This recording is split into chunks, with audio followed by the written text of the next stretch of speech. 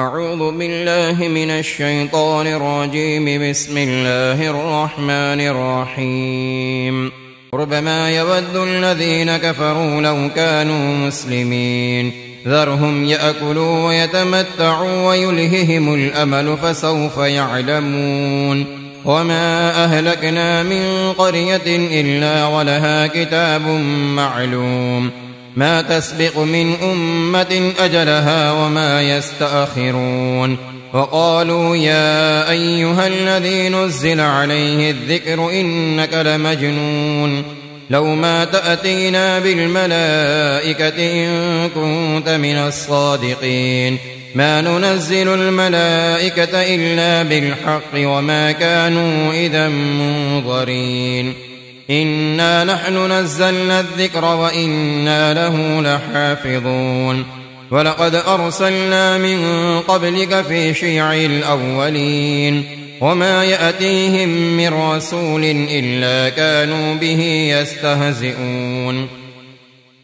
كذلك نسلكه في قلوب المجرمين لا يؤمنون به وقد خلت سنة الأولين. ولو فتحنا عليهم بابا من السماء فظلوا فيه يعرجون لقالوا إنما سكرت أبصارنا بل نحن قوم مسحورون. ولقد جعلنا في السماء بروجا وزيناها للناظرين وحفظناها من كل شيطان رجيم إلا من استرق السمع فأتبعه شهاب مبين. والأرض مددناها وألقينا فيها رواسي وأنبتنا فيها من كل شيء موزون وجعلنا لكم فيها معايش ومن لستم له برازقين. وإن من شيء إلا عندنا خزائنه وما ننزله إلا بقدر معلوم. وأرسلنا الرياح لواقع فأنزلنا من السماء ماء فأسقيناكموه وما أنتم له بخازنين. وإنا لنحن نحيي ونميت ونحن الوارثون. ولقد علمنا المستقدمين منكم ولقد علمنا المستأخرين وإن ربك هو يحشرهم إنه حكيم عليم. ولقد خلقنا الإنسان من صلصال من حمإ مسنون والجان خلقناه من قبل من نار السموم. وإذ قال ربك للملائكة إني خالق بشرا من صلصال من حمإ مسنون فإذا سويته ونفخت فيه من روحي فقعوا له ساجدين فسجد الملائكة كلهم أجمعون إلا إبليس أبى أن يكون مع الساجدين. قال يا إبليس ما لك ألا تكون مع الساجدين؟ قال لم أقل لأسجد لبشر خلقته من صلصال من حمإ مسنون. قال فاخرج منها فإنك رجيم وإن عليك اللعنة إلى يوم الدين. قال رب فأنظرني إلى يوم يبعثون. قال فإنك من المنظرين إلى يوم الوقت المعلوم. قال رب بما أغويتني لأزينن لهم في الأرض ولأغوينهم أجمعين إلا عبادك منهم المخلصين. قال هذا صراط علي مستقيم. إن عبادي ليس لك عليهم سلطان إلا من اتبعك من الغاوين. وإن جهنم لموعدهم أجمعين لها 7 أبواب لكل باب منهم جزء مقسوم. إن المتقين في جنات وعيون ادخلوها بسلام آمنين ونزعنا ما في صدورهم من غل إخوانا على سرر متقابلين لا يمسهم فيها نصب وما هم منها بمخرجين نبئ عبادي أني أنا الغفور الرحيم وأن عذابي هو العذاب الأليم ونبئهم عن ضيف إبراهيم إذ دخلوا عليه فقالوا سلاما قال إنا منكم وجلون قالوا لا توجل إنا نبشرك بغلام عليم قال أبشرتموني على أن مسني الكبر فبم تبشرون قالوا بشرناك بالحق فلا تكن من القانطين قال ومن يقنط من رحمة ربه إلا الضالون قال فما خطبكم أيها المرسلون قالوا إنا أرسلنا إلى قوم مجرمين إلا آل لوط إنا لمنجوهم أجمعين إلا امرأته قدرنا إنها لمن الغابرين فلما جاء آل لوط المرسلون قال إنكم قوم منكرون قالوا بل جئناك بما كانوا فيه يمترون وأتيناك بالحق وإنا لصادقون فأسر بأهلك بقطع من الليل واتبع أدبارهم ولا يلتفت منكم أحد وامضوا حيث تؤمرون وقضينا إليه ذلك الأمر أن دابر هؤلاء مقطوع مصبحين وجاء أهل المدينة يستبشرون قال إن هؤلاء ضيفي فلا تفضحون واتقوا الله ولا تخزون قالوا أولم ننهك عن العالمين قال هؤلاء بناتي إن كنتم فاعلين لعمرك إنهم لفي سكرتهم يعمهون فأخذتهم الصيحة مشركين فجعلنا عاليها سافلها وأمطرنا عليهم حجارة من سجيل إن في ذلك لآيات للمتوسمين وإنها لبسبيل مقيم إن في ذلك لآية للمؤمنين وإن كان أصحاب الأيكة لظالمين فانتقمنا منهم وإنهما لبإمام مبين ولقد كذب أصحاب الحجر المرسلين وآتيناهم آياتنا فكانوا عنها معرضين وكانوا ينحطون من الجبال بيوتا آمنين فأخذتهم الصيحة مصبحين فما أغنى عنهم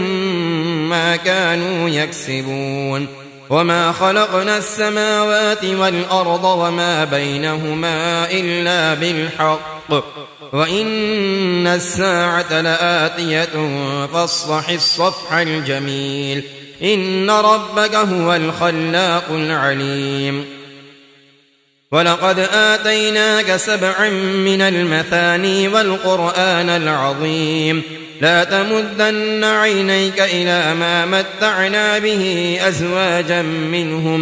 أزواجا منهم ولا تحزن عليهم واخفض جناحك للمؤمنين وقل إني أنا النذير المبين كما أنزلنا على المقتسمين الذين جعلوا القرآن عضين فوربك لنسألنهم أجمعين عما كانوا يعملون فاصدع بما تؤمر وأعرض عن المشركين إنا كفيناك المستهزئين الذين يجعلون مع الله إلها آخر فسوف يعلمون ولقد نعلم أنك يضيق صدرك بما يقولون فسبح بحمد ربك وكن من الساجدين واعبد ربك حتى يأتيك اليقين.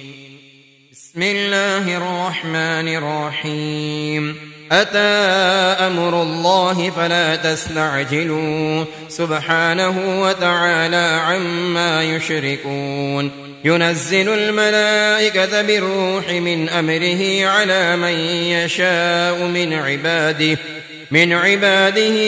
أن أنذروا أنه لا إله إلا أنا فاتقون. خلق السماوات والأرض بالحق تعالى عما يشركون. خلق الإنسان من نطفة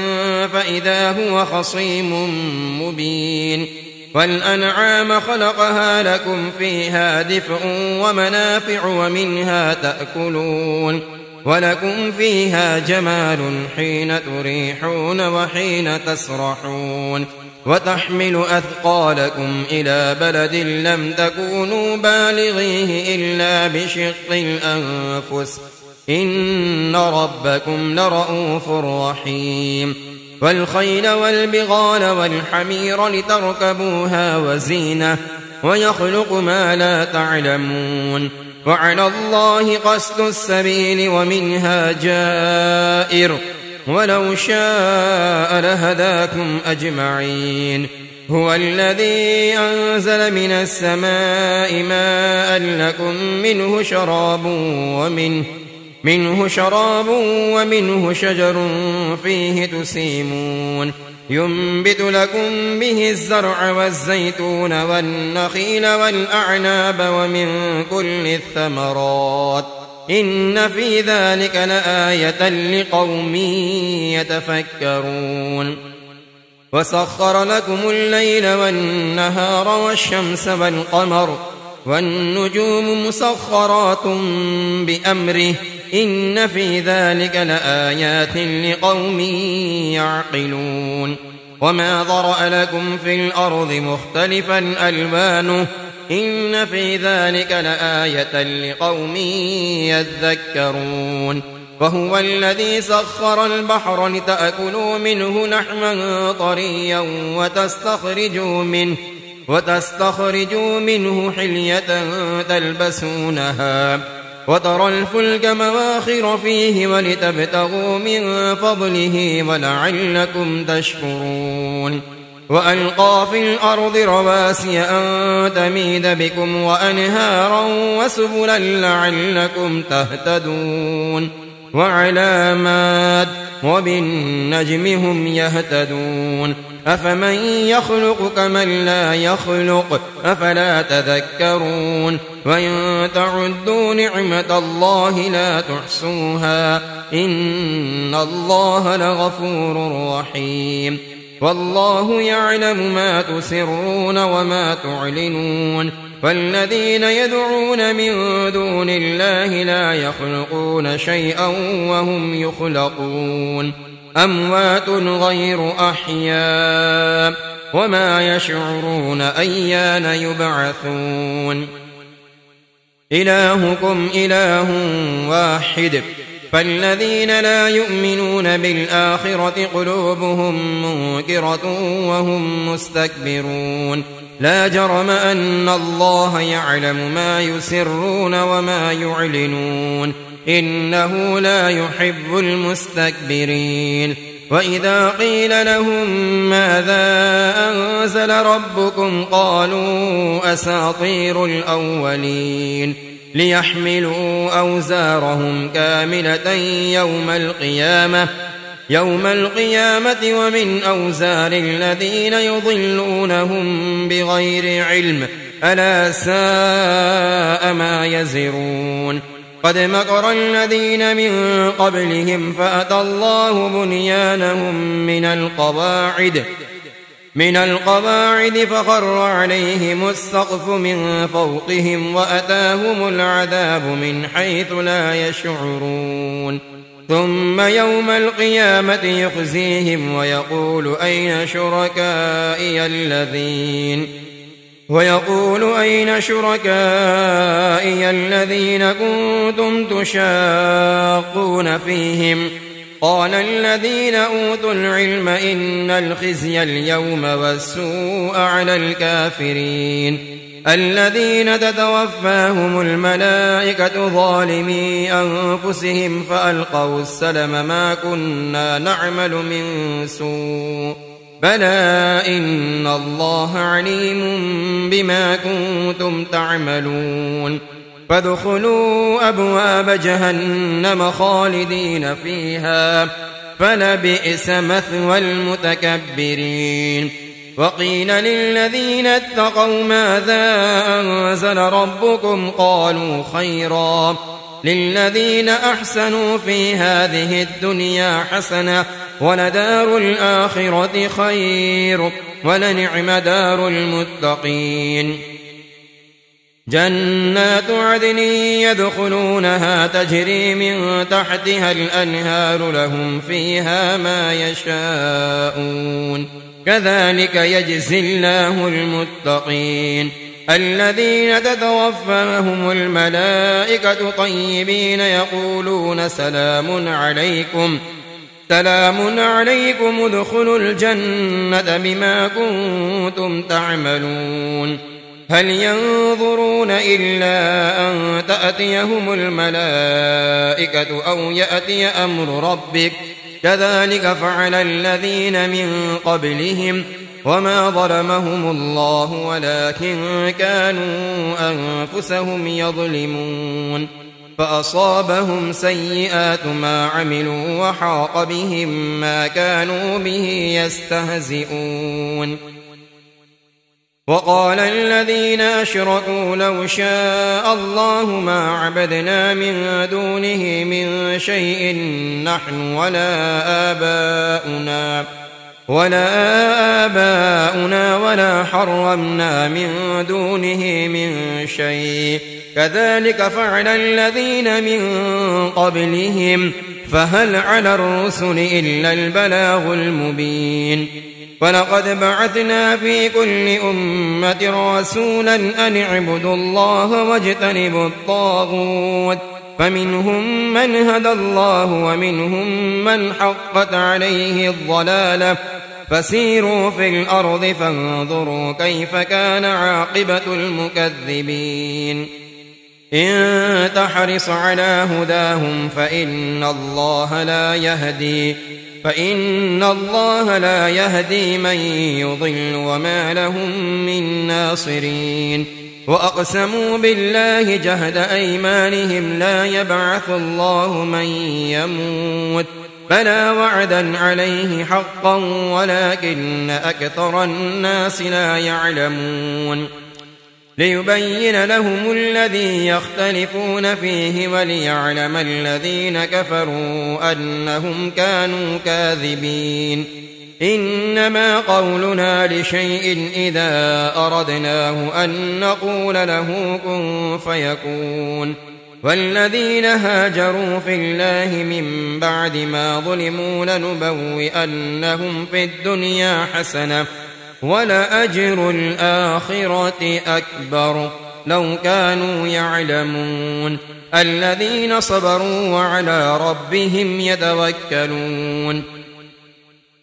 وما أرسلنا من قبلك إلا رجالا نوحي إليهم فاسألوا أهل الذكر إن كنتم لا تعلمون بالبينات والزبر وأنزلنا إليك الذكر لتبين للناس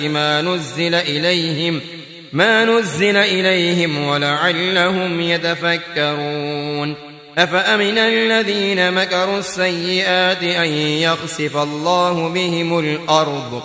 بهم الأرض أو يأتيهم العذاب من حيث لا يشعرون أو يأخذهم في تقلبهم فما هم بمعجزين أو يأخذهم على تخوف فإن ربكم لرؤوف رحيم أولم يروا إلى ما خلق الله من شيء يتفيأ ظلاله عن اليمين والشمائل سجدا لله وهم داخرون ولله يسجد ما في السماوات وما في الأرض من دابة والملائكة وهم لا يستكبرون يخافون ربهم من فوقهم ويفعلون ما يؤمرون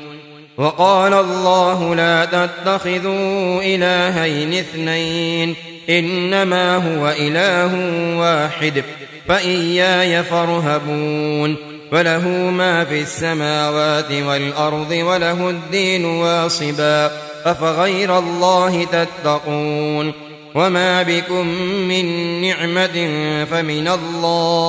فمن الله ثم إذا مسكم الضر فإليه تجأرون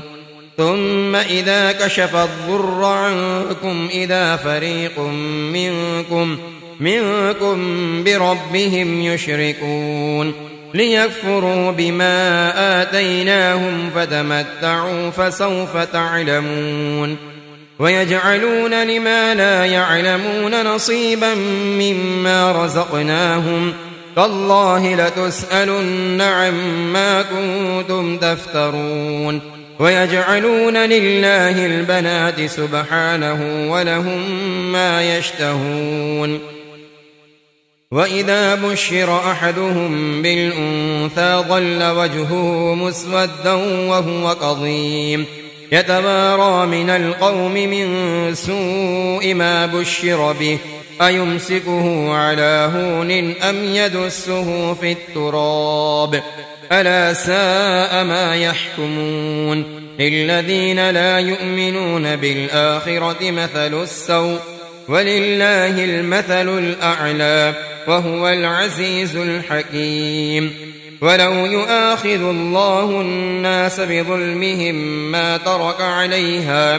ما ترك عليها من دابة ولكن يؤخرهم إلى أجل مسمى فإذا جاء أجلهم لا يستأخرون ساعة ولا يستقدمون ويجعلون لله ما يكرهون وتصف ألسنتهم الكذب أن لهم الحسنى لا جرم أن لهم النار وأنهم مفرطون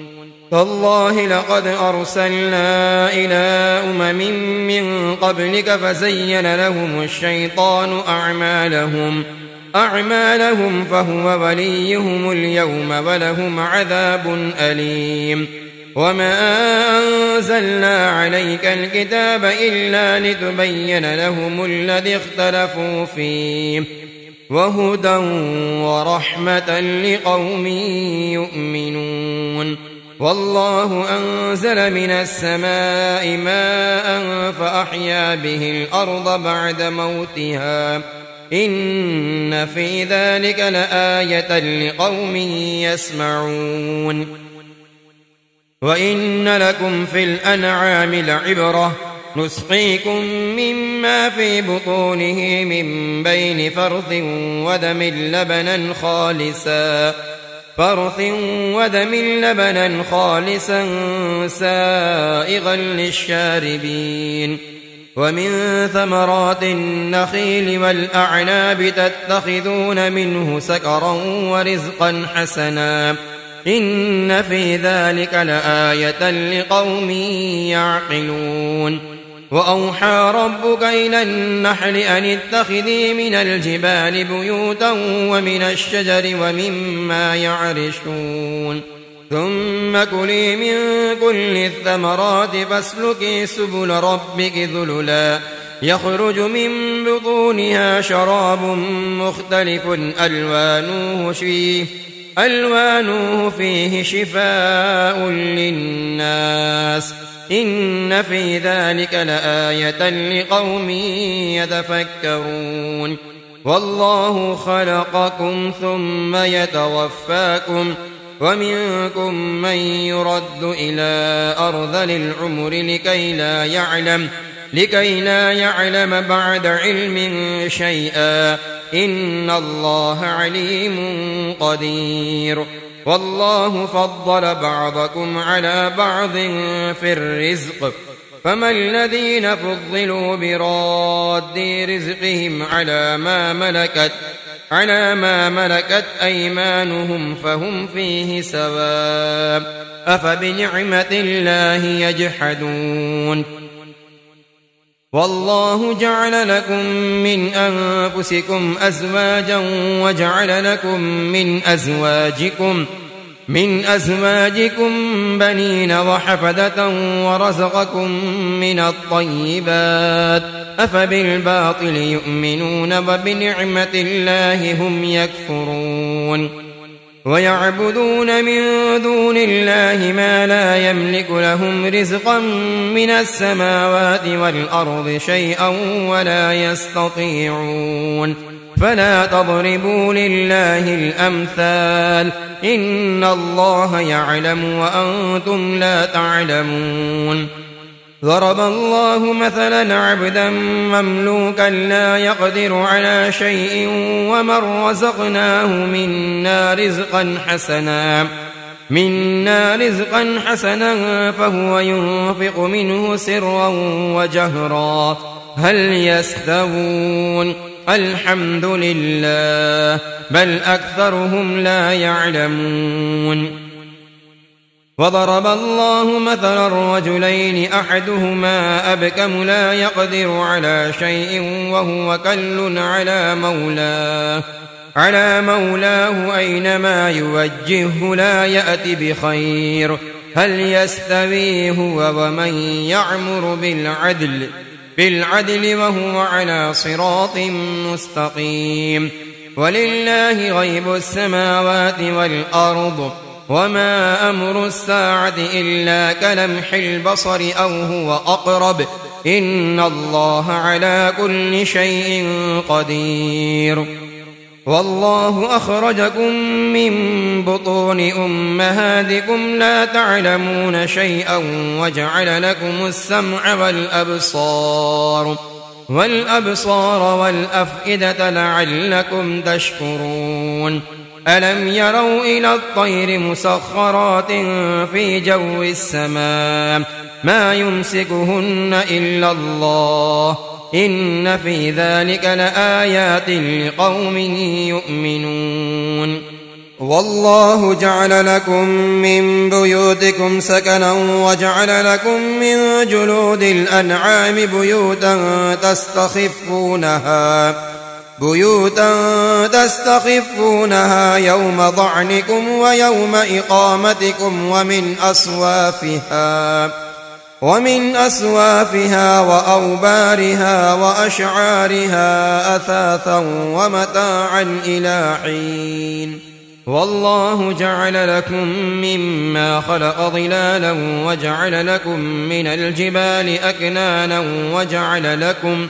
وجعل لكم سرابيل تقيكم الحر وسرابيل تقيكم بأسكم كذلك يتم نعمته عليكم لعلكم تسلمون فإن تولوا فإنما عليك البلاغ المبين يعرفون نعمة الله ثم ينكرونها وأكثرهم الكافرون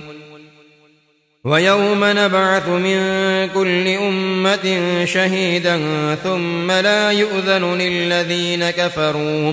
للذين كفروا ولا هم يستعتبون وإذا رأى الذين ظلموا العذاب فلا يخفف عنهم ولا هم ينظرون وإذا رأى الذين أشركوا شركاءهم قالوا ربنا هؤلاء شركاؤنا الذين كنا ندعو من دونك فألقوا إليهم القول إنكم لكاذبون وألقوا إلى الله يومئذ السلم وضل عنهم ما كانوا يفترون الذين كفروا وصدوا عن سبيل الله زدناهم عذابا فوق العذاب بما كانوا يفسدون ويوم نبعث في كل أمة شهيدا عليهم من أنفسهم وجئنا بك شهيدا على هؤلاء ونزلنا عليك الكتاب تبيانا لكل شيء وهدى ورحمة وبشرى للمسلمين إن الله يأمر بالعدل والإحسان وإيتاء ذي القربى وينهى عن الفحشاء والمنكر والبغي يعظكم لعلكم تذكرون وأوفوا بعهد الله إذا عاهدتم ولا تنقضوا الأيمان بعد توكيدها وقد جعلتم الله عليكم كفيلا إن الله يعلم ما تفعلون ولا تكونوا كالتي نقضت غزلها من بعد قوة أنكاثا تتخذون أيمانكم دخلا بينكم أن تكون أمة هي أربى من أمة إنما يبلوكم الله به وليبينن لكم يوم القيامة ما كنتم فيه تختلفون ولو شاء الله لجعلكم أمة واحدة ولكن يضل من يشاء ويهدي من يشاء ولتسألن عما كنتم تعملون ولا تتخذوا أيمانكم دخلا بينكم فتزل قدم بعد ثبوتها وتذوقوا السوء بما صددتم عن سبيل الله ولكم عذاب عظيم ولا تشتروا بعهد الله ثمنا قليلا إنما عند الله هو خير لكم إن كنتم تعلمون ما عندكم ينفد وما عند الله باق ولنجزين الذين صبروا أجرهم بأحسن ما كانوا يعملون من عمل صالحا من ذكر أو أنثى وهو مؤمن فلنحيينه حياة طيبة ولنجزينهم أجرهم بأحسن ما كانوا يعملون فإذا قرأت القرآن فاستعذ بالله من الشيطان الرجيم إنه ليس له سلطان على الذين آمنوا وعلى ربهم يتوكلون إنما سلطانه على الذين يتولونه والذين هم به مشركون وإذا بدلنا آية مكان آية والله أعلم بما ينزل قالوا إنما أنت مفتر بل أكثرهم لا يعلمون قل نزله روح القدس من ربك بالحق ليثبت الذين آمنوا وهدى وبشرى للمسلمين ولقد نعلم أنهم يقولون إنما يعلمه بشر لسان الذي يلحدون إليه أعجمي وهذا لسان عربي مبين إن الذين لا يؤمنون بآيات الله لا يهديهم الله ولهم عذاب أليم إنما يفتر الكذب الذين لا يؤمنون بآيات الله وأولئك هم الكاذبون من كفر بالله من بعد إيمانه إلا من أكره وقلبه مطمئن بالإيمان بالإيمان ولكن من شرح بالكفر صدرا فعليهم غضب من الله ولهم عذاب عظيم. ذلك بأنهم استحبوا الحياة الدنيا على الآخرة وأن الله لا يهدي القوم الكافرين. أولئك الذين طبع الله على قلوبهم وسمعهم وأبصارهم وأولئك هم الغافلون. لا جرم أنهم في الآخرة هم الخاسرون. ثم إن ربك للذين هاجروا من بعد ما فتنوا ثم جاهدوا وصبروا إن ربك من بعدها لغفور رحيم. يوم تأتي كل نفس تجادل عن نفسها وتوفى كل نفس ما عملت وهم لا يظلمون. وضرب الله مثلا قرية كانت آمنة مطمئنة يأتيها رزقها رغدا من كل مكان فكفرت بأنعم الله فأذاقها الله لباس الجوع والخوف بما كانوا يصنعون. ولقد جاءهم رسول منهم فكذبوه فأخذهم العذاب وهم ظالمون. فكلوا مما رزقكم الله حلالا طيبا واشكروا نعمة الله إن كنتم إياه تعبدون. إنما حرم عليكم الميتة والدم ولحم الخنزير وما أهل لغير الله به فمن اضطر غير باغ ولا عاد فإن الله غفور رحيم. ولا taqulوا لما تصف ألسنتكم الكذب هذا حلال وهذا حرام لتفتروا على الله الكذب إن الذين يفترون على الله الكذب لا يفلحون. متاع قليل ولهم عذاب أليم. وعلى الذين هادوا حرمنا ما قصصنا عليك من قبل وما ظلمناهم ولكن كانوا أنفسهم يظلمون. ثم إن ربك للذين عملوا السوء بجهالة ثم تابوا من بعد ذلك وأصلحوا إن ربك من بعدها لغفور رحيم. إن إبراهيم كان أمة قانتا لله حنيفا ولم يك من المشركين شاكرا لأنعمه اجتباه وهداه إلى صراط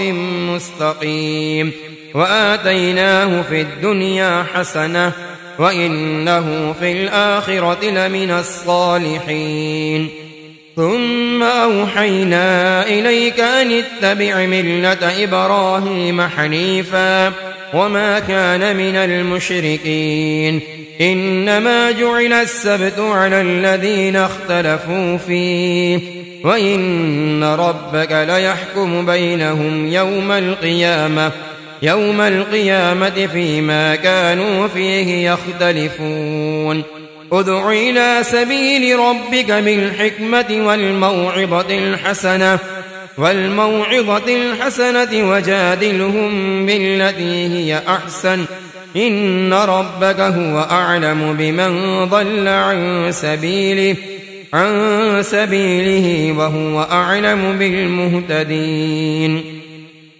وإن عاقبتم فعاقبوا بمثل ما عوقبتم به ولئن صبرتم لهو خير للصابرين. واصبر وما صبرك إلا بالله ولا تحزن عليهم ولا تك في ضيق مما يمكرون. إن الله مع الذين اتقوا والذين هم محسنون